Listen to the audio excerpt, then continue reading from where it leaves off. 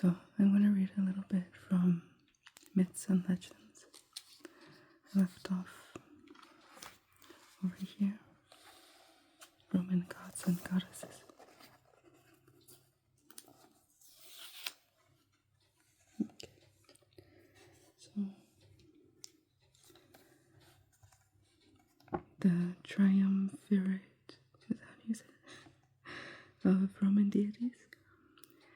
The ancient Romans gave preeminence to Jupiter, Juno, and Minerva. Known as the triumvirate, Jupiter began as the Etruscan sky god Tinia, who was then combined with Zeus, the Greek sky god, ruling the heavens like a Roman emperor. Jupiter was best and greatest. Juno was his wife, and Minerva was the goddess of wisdom, arts, and crafts. Jupiter. Like Zeus, Jupiter was the all-powerful sky god. His weapon was a thunderbolt. Juno. Identified with the Greek goddess Hera, Juno was goddess of women, marriage, and childbirth. Minerva.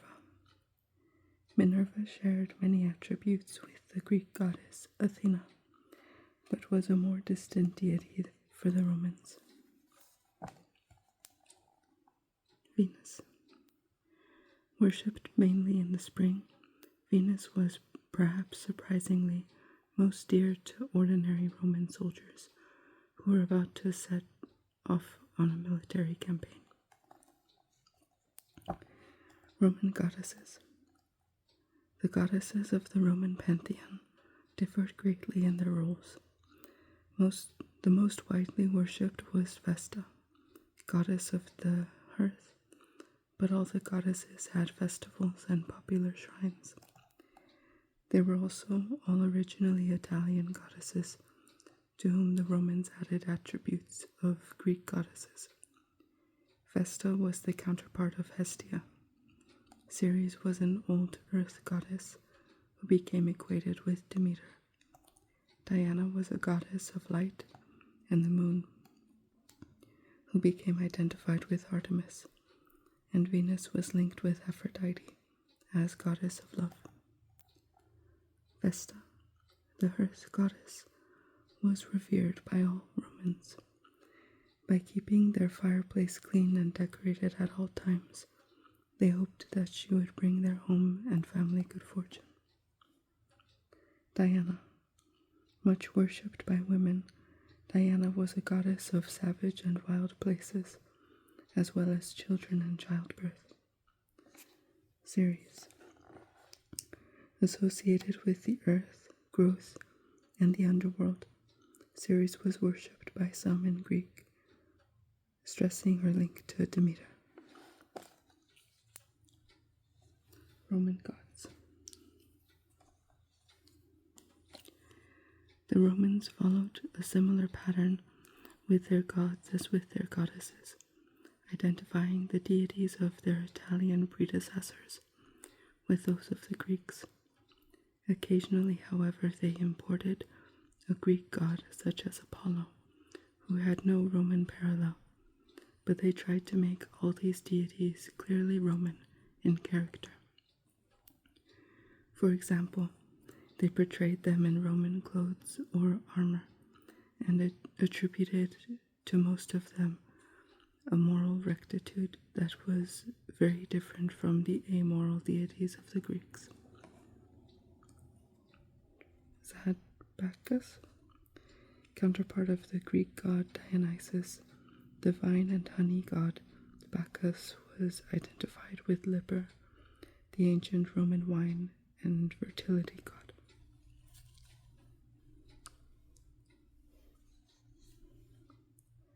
Mercury, an ancient god of trade, exchange, and transport. Mercury took on many traits of the Greek heavenly messenger Hermes.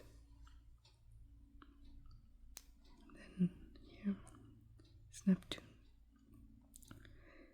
The Romans were not great seafarers. Neptune was originally a god of water and rivers that the Romans later linked to the Greek sea god Poseidon. Vulcan, the god of fire and blacksmiths. Vulcan was a version of the Greek Hephaestus, originally a god of volcanoes. He was also worshipped to prevent fires. Mars, long honored in Italy as a god of war and farming. Mars was the most important Roman god after the triumvirate. He became identified with the Greek god of war, Ares. Apollo. The Romans had no early equivalent to Apollo, and lifted this god of music, prophecy, cattle, and light straight from the Greek pantheon. Cupid, the god of love or desire. Cupid was often referred to by Roman poets, but was not worshipped as widely as his Greek equivalent Eros. Asclepius, the best of physicians. Asclepius was the god of medicine and was equally popular in both ancient Greece and Rome.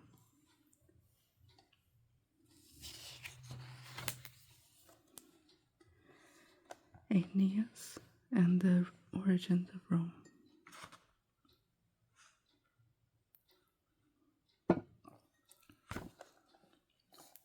A Trojan prince, Aeneas was this, is that how you say it? Was the son of a mortal father, and Anchises and Chesis, and Venus, the goddess of love. He was a great hero and leader whose escape from Troy and arrival in Rome was the result of prophecy, adventure, and divine intervention. Although Aeneas did not actually found their city, the Romans saw him as the founder of their race. His remarkable life was celebrated in the epic poem, the Aeneid, or Aeneid, by the great Roman poet Virgil. Wounded hero. Aeneas fought bravely during the Trojan War and was wounded by the Greek hero Diomedes. After Hector died, Aeneas played a leading role in the Trojan forces. Aeneas and Anchises. Aeneas had to carry his wounded father on their journey, but Anchises died when they reached Sicily, where his son held lavish funeral games. The myth. Aeneas had been told of two prophecies that would shape his life. The first said he would be the founder of a great dynasty, and the second that he would destroy the city of Carthage in northern Africa. When the Trojan War ended, he began a journey to fulfill his destiny. Aeneas took with him his father Anchises, who had been wounded in battle, but he died on the journey, crossing the Aegean Sea. Aeneas and his friends visited the land of the Cyclops, the aggressive one-eyed giants, from whom they escaped and set sail again. The goddess Juno, rival of Venus, did not want Aeneas to reach his goal, so she ordered Aeolus, god of the winds, to raise up a storm and wreck his ship. The waves washed up Aeneas and his men on a shore near Carthage. From Carthage to Italy. Upon his arrival in Carthage, Aeneas was taken to the court of Queen Elissa, and due to the intervention of the goddess Venus, the two fell in love. But when Mercury, the messenger of the gods, reminded him of his destiny, Aeneas left Carthage and Elissa killed herself in despair. Landing on the west coast of Italy, Aeneas found himself near Cumae, home of the Cumaean Cumaean Sibyl, a prophetess who lived near the entrance to the underworld. Aeneas visited the underworld to see his father again, but while he was there, the Sibyl showed him a vision of the future of Rome. When he saw the vision, he was convinced that he should continue on his journey to establish the Roman race. So he went to Latium, the region of the banks of the river Tiber. In Latium.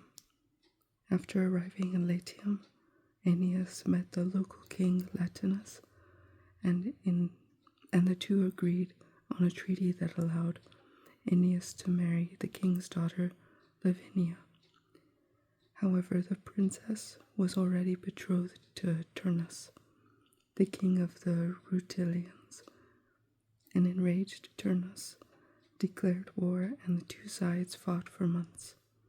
In the end, Aeneas killed Turnus and was able to unite the two states. From then on, the people of Latium, the Rutilians, and Aeneas's followers from Troy lived together peacefully and formed the race from which the Romans, including Romulus and Remus, the founders of the city of Rome itself, were descended.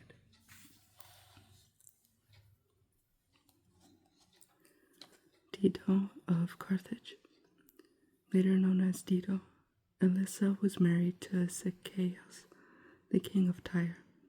After his death, her brother took over the throne and she left the city.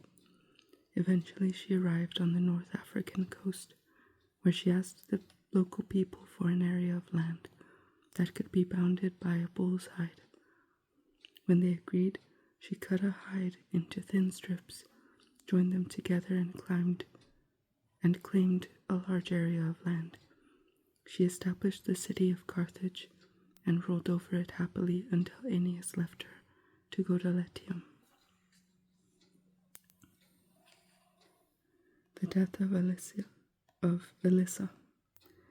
When Aeneas left her, Alyssa climbed onto a funeral pyre and stabbed herself to death. Her people gave her the name Dido, meaning brave one. Aeneas's ship. A storm whipped up by Aeolus, god of the winds, blew Aeneas's ship to Carthage. The hero was under the influence of fate and the gods throughout his journey. The descendants of Aeneas. Aeneas played an important role in Roman mythology, not only because the Romans saw him as the founder of their race, but also because, as the son of the goddess Venus, he enabled them to trace their lineage back to the gods. This link was immensely significant for the Romans, because it gave their ruler in both Italy and their wider empire a kind of legitimacy that put them on a level above the other rulers they had conquered or supplanted. In addition, certain influential Roman families, notably that of Emperor Julius Caesar, claimed a direct family link with Aeneas and with the gods. Julius Caesar. The Roman military leader and dictator, Caesar, a member of the family of Julius, claimed to be a descendant of Aeneas' son, Ascanius. The Cumaean Sibyl. The Sibyls were women who were skilled in prophecy. They often lived at places on the borders of the earth and the underworld, or where the worlds of the gods and humans came together. They used their proximity to the gods to predict the future. One of the most famous Sibyls lived in Cumae. She had been a stunningly beautiful young woman with whom Apollo had fallen in love. He granted her a gift in return for her favors, and she asked for immortality. But when she rebuffed Apollo, he condemned her to an eternal old age. When Aeneas came to consult her, she was a pathetic creature said to be about 700 years old. The Cumaean Sibyl. At the beginning of her prophetic career, the Sibyl of Cumae was a beautiful young woman who entranced both gods and mortals. Aeneas and the Sibyl. When Aeneas traveled to the underworld from an entrance near Cumae, the Sibyl acted as his guide. Romulus and Remus. The twins Romulus and Remus were the sons of a Vestal virgin, the daughter of a usurped king of Alba Longa, who had broken her vows. Condemned to be drowned in the river Tiber, the brothers were found by a wolf that suckled them until a shepherd discovered and adopted them. When the twins grew up, they discovered their parentage and fought to restore Alba Longa to its rightful ruler. Later they set out to found Rome, a new city on the banks of the Tiber. She-wolf suckling Romulus and Remus.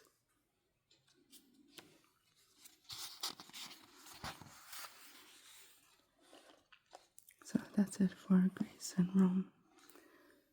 So this is the beginning of the Northern Europe section.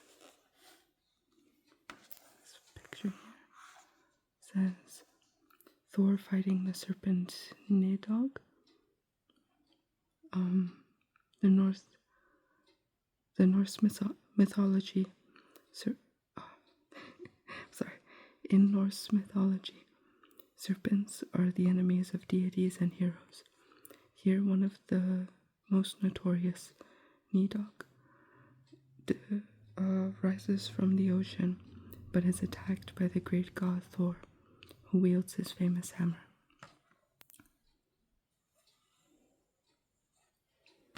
Okay. It's Northern Europe.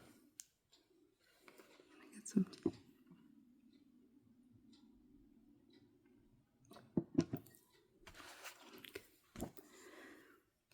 The early cultures of far northern Europe produced a fascinating body of myths about the creation of the cosmos and the lives and adventures of their deities. The influence of these great stories eventually spread far and wide. Between the late 8th and early 11th centuries, the Viking raiders of Denmark, Norway, and Sweden became famous for their ruthless attacks on the coastal communities of Western Europe, and for their daring voyages of exploration in longships. Although these Norsemen developed writing that used angular symbols called runes, they did not at first produce a great written literature. However, they did have a rich oral tradition, which produced some of the most enthralling stories in all world mythology. Norse deities and heroes. The great Norse myths deal with great themes: the creation of the cosmos, the wars and loves of the deities, and the coming of the end of the world. They imagine different races of mythical beings, from giants to dwarfs, who live in different worlds that are parallel to our own homeworld, which is known as Midgard. The culture of the deities is warlike and heroic, and the real and mythical worlds meet at Valhalla, the great hall of the leading deity Odin, where the souls of deceased human heroes find their heavenly reward. The stories of the Norse deities were mainly passed on by word of mouth. Some myths were written down by monks in monasteries as early as 8th century, but most were first recorded in the 13th century. By this time, Norse travelers had even colonized Iceland, and it was Icelandic writers who wrote down the myths and traditions of the Norse people. Their greatest writings include the prose Edda by Snorri Sturluson, who recorded all that he could find of the Norse myths, and the poetic Edda, written by an unknown hand, which adds further tales to the canon.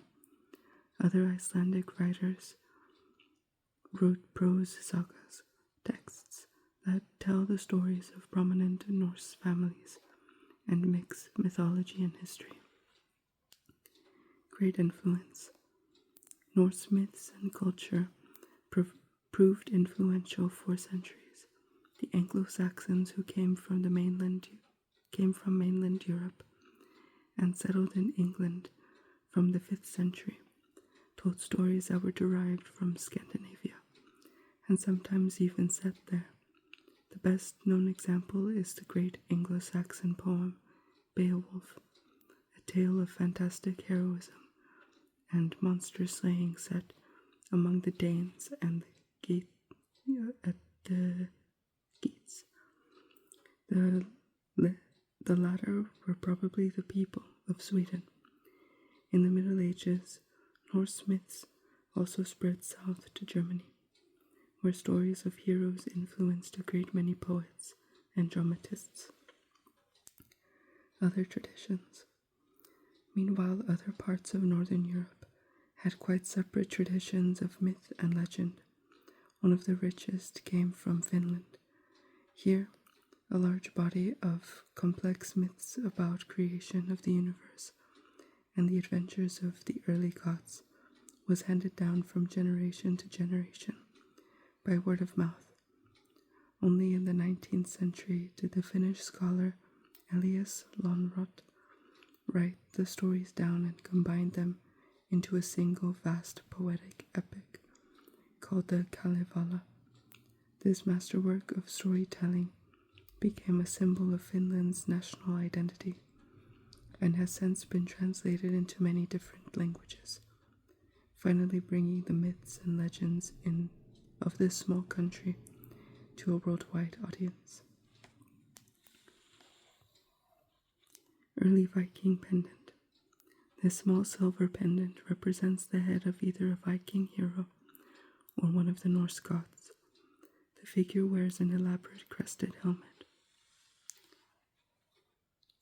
Viking longship. Short of good land to farm at home in Scandinavia, the Vikings traveled widely to find new territory in swift, streamlined longships. These well-built craft were known as dragon boats because of their curving dragon-like carved prows.